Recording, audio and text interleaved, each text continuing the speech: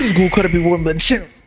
It's your boy, Bobbalam, and in today's video, we're essentially concluding the whole trilogy of the Travis Scott Astrofest tragedy. And that I think it's coming to a close because Travis Scott just got an interview with Charlemagne the God, speaking on the whole tragedy, of course, giving his genuine responses, at least in my opinion, although I know some people are going to disagree. There were accusations of satanic rituals and that he wasn't genuine, but we're going to watch some of the clips because it's like a 58-minute interview, so of course I'm not going to react to the whole thing. We'd be here all day. After Travis Scott essentially hired Donald Trump's lawyer, or one of them, because I'm sure Trump got hella lawyers from all the shit that he's gone through, fighting his $10 billion lawsuit. Yes, people are suing him for a total of $10 billion at this point. It is getting crazy out here, but I think he will get out of them. But it's not necessarily the legal consequences that we're worried about anymore. It's,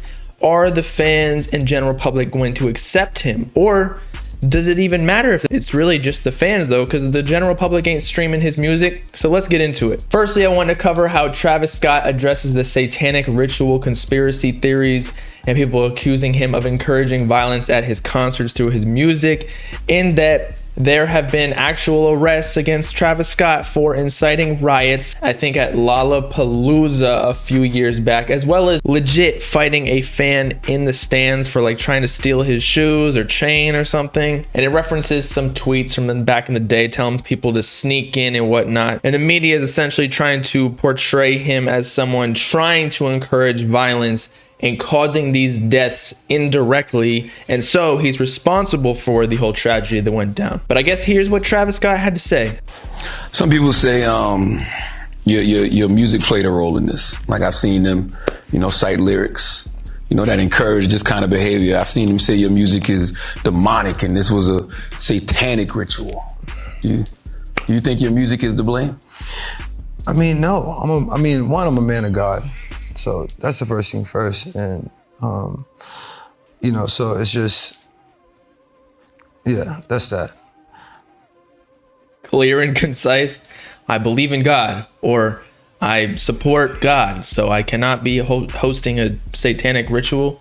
Your music is just like self-expression, you know what I'm saying? And plus, I believe Travis Scott has like a cross chain of some sorts. Maybe it's just a Cactus Jack, but it's in this symbol form of a cross. So I'm pretty sure if he doesn't have a cross chain, he's got like a cross tattoo, just like every other rapper does. So all this satanic bullshit, it's all for show and branding. I'm not gonna say no artists, but most artists, like Cardi for example, I'm sure he believes in God. It's the vampire act and all that is just a costume, and being dark and mysterious is all part of the illusion. At these shows, I feel like people kind of like look at things, and if you've been to a Travis show, it's been different layers of shows, Mm-hmm. I think people are just, misconceptions and taking things they're seeing, and all type of things, and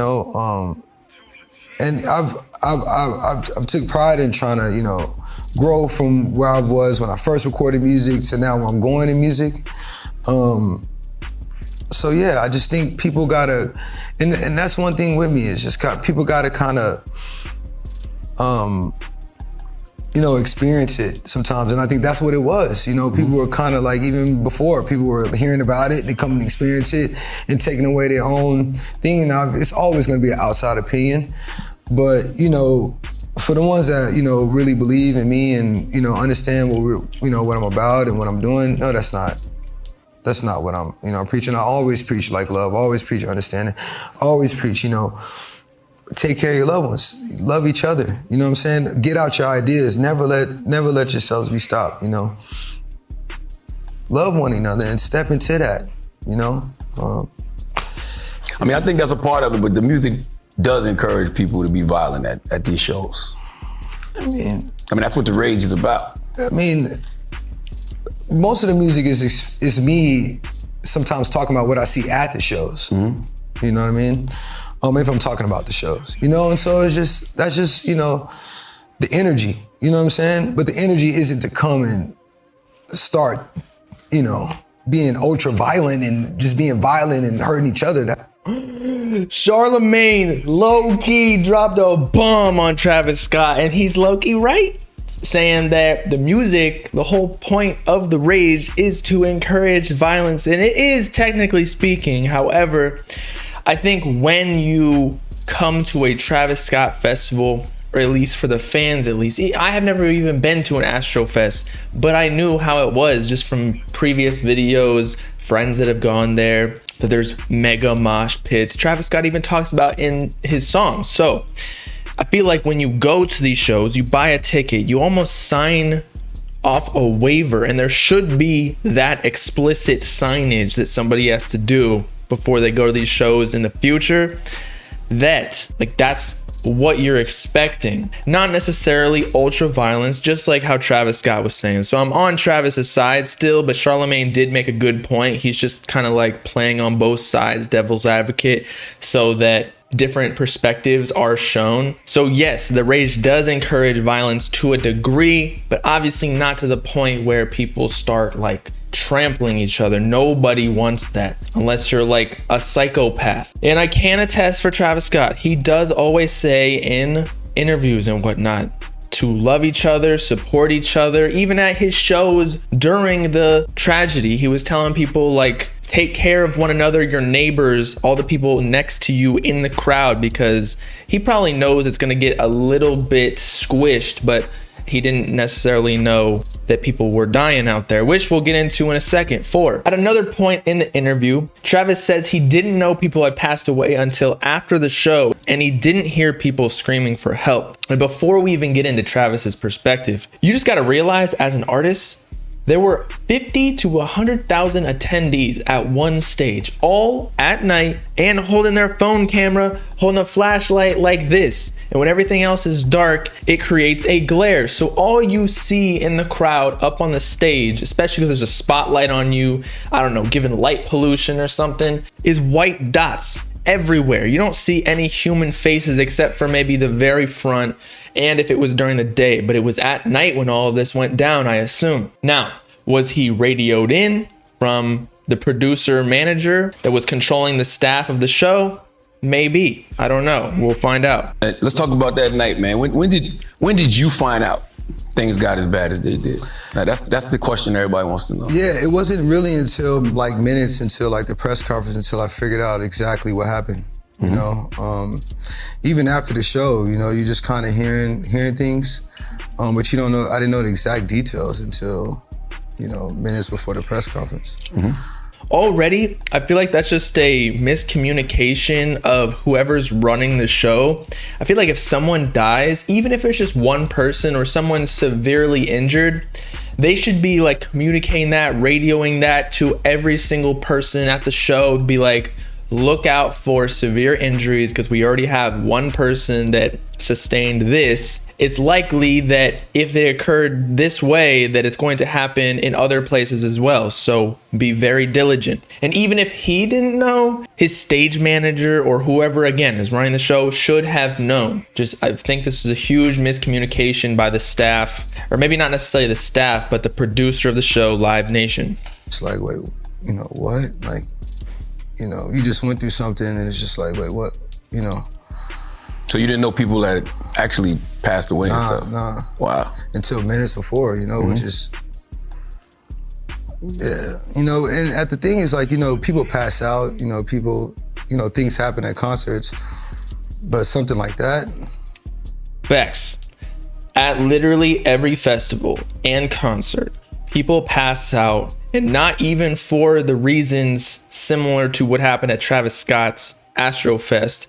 It's from like alcohol, dehydration, personal reasons. You can't control 50 to 100,000 people. So maybe that was just being negligent in itself of thinking you could control that many people at that one stage at Astroworld. So I could see that argument. But if every artist stopped for every single person who passed out, no show would go on. It would end at like 6 a.m. the next morning. It's just like,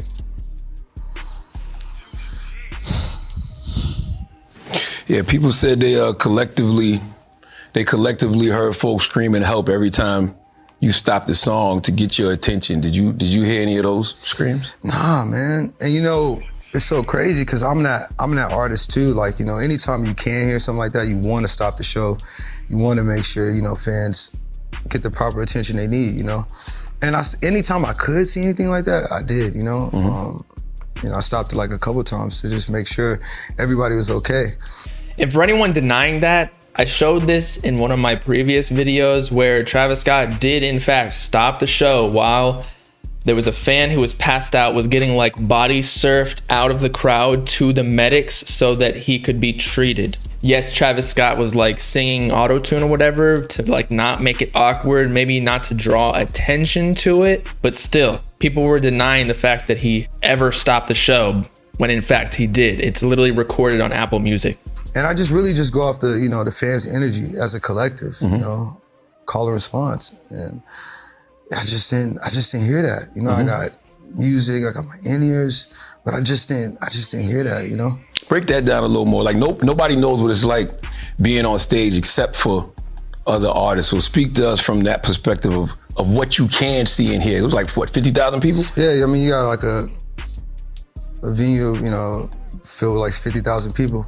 But it's like a sea. You got lights, you got sound, you got pyro, you got your in-ears, got your sound, got your mic, you know, got the music, you got band, there's all type of, you know, stuff going on. So it's hard to tell excitement from danger, so to speak? Yeah, of course. Everything kind of just sounds the same. And at the end of the day, you just hear music, you know? And when you do, you just hear amongst it. So as I said before, there's much more to this interview if you want to go check it out. It's on YouTube, a full hour-long interview. But just to summarize what Travis Scott was talking about at the very end is that there's pretty much no way for him to have known what was going on during the show with so many distractions going on, the music, lights, people screaming, fire blowing up in his face. It's probably a sensory overload. He can't handle that. And that's exactly why he hires a stage manager and production company, Live Nation, to handle all this. And they did not have the protocols and guidelines to handle the trampling or just the crowd management. So I think that's why all of the lawsuits against them will be successful, and Travis Scott not necessarily, because overall he was just the main performer, even though it's technically his event, but that's more so just a promotional marketing campaign. And final notes is, I think Travis Scott was super nervous. I think that before artists, and we went over this with Kodak Black too in his last reaction with Zeus and B. Lou, is that artists need to be trained more before they go, or prepped before they go on interviews, because that was just kind of messy, bro. Like, people already did not accept the first apology, the black and white one, where bro was literally rubbing his face and eyes the entire time. Like, we need Kris Jenner, who Travis Scott's obviously pretty close with. She's the manager for all the Kardashians, or at least was, and that's how Kim Kardashian blew up in the first place, and why all of the Kardashians are the most famous people on this planet. Prep him before he goes in the interview to know which questions they're going to ask, or likely to ask, so that he'll be ready and have concise answers instead of saying, you know, and his voice is all scratchy and whatnot. And I get it. He wants to be super genuine. So maybe he didn't want to prepare because he just wanted to wear his heart on his sleeve. So I respect that. But at the same time, you don't want to get screwed in the media for something wrong that you say because you didn't necessarily practice beforehand. That being said, I still think Travis Scott was being genuine. I don't fully blame him. He was obviously partly responsible because it was his show. However, the production company holds most of that responsibility. So with that, it's been your boy Bobbalam signing off. Y'all let me know what you thought about this interview. Do you think Travis Scott did well? Did you think he was genuine? You still think that he's at fault? I feel like he said a lot of the stuff that we already knew or thought. Make sure to like and subscribe and join the Bob Game if you with it. Peace out, kind of people. You know what I'm saying?